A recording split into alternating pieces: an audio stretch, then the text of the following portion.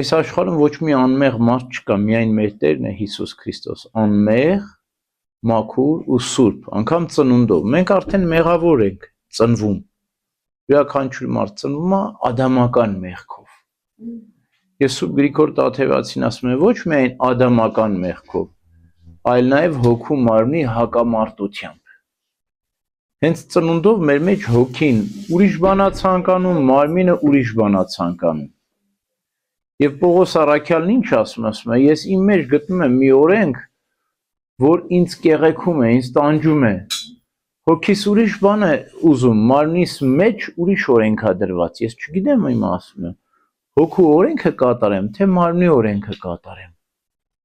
Եվ այդպես հոգու եւ մարմնի հետ հակառակություն, հոգին ինչ է ցանկանում։ Հոգին ցանկանում է աղոթք։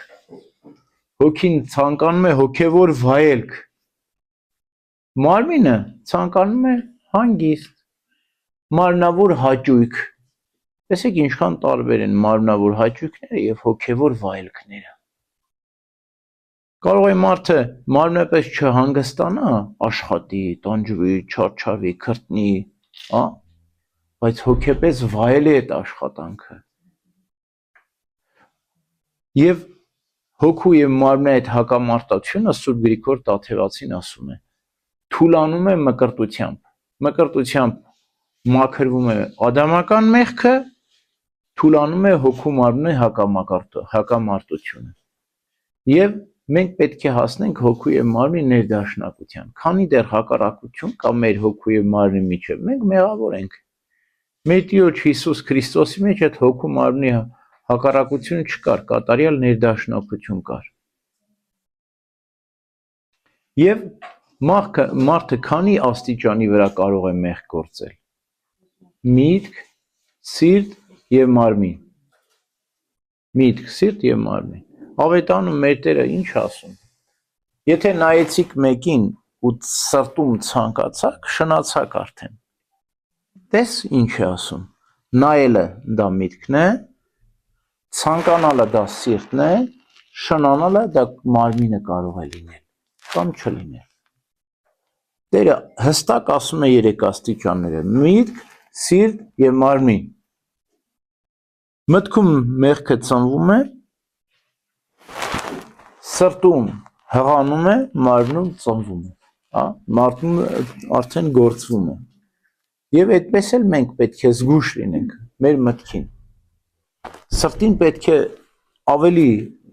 հզոր ոստիկան նշանակենք աղոթքը, պահապան հրեշտակին, ուշադիր լինենք, որ հանկարծ սրտում մեջ ցար ցանկություններ չծնվեն։ Գիտեք, կան մեղքեր, որ մարմնավոր են, կան մեղքեր, որ հոգևոր են։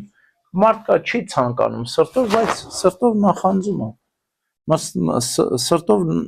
չարանում է, հա։ Սրանք հոգևոր մեղքն են։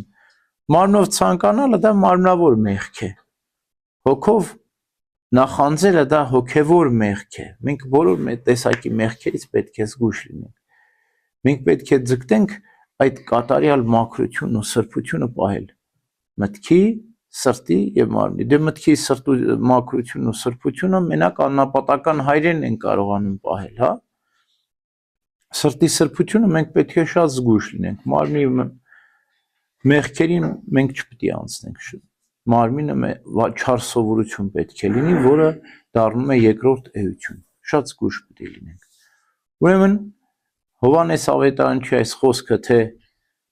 ով ասում է, թե ինքը որևէ մեղք չունի, Աստծո սխալ է հանում, որտեղ Աստված մեղավորների համար եկավ խաչվեց։ Եթե մենք արդար ենք, մեզ համար Քրիստոս չի խաչվել, փրկությունը մեզ չի հասնում, հա։ Ասում է արդարներին փրկիչ պետք չի, առողջներին բժիշկ պետք չի,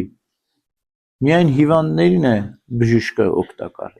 Այդպես էլ մենք բոլորս պետք է խոստովանենք մեր հիվանդությունը, Աստծո առջև ընկնենք, ներողություն խնդրենք, որպեսզի իմաստուն եւ ճարտարապետ բժիշկը, մեր Տերը Հիսուս Քրիստոս, մեր բուժի, հա։ Մենք ինքներս խոստովանենք մեր մեղավոր լինելը, որպեսզի Աստծուց բուժում ստանանք։ Ամեն։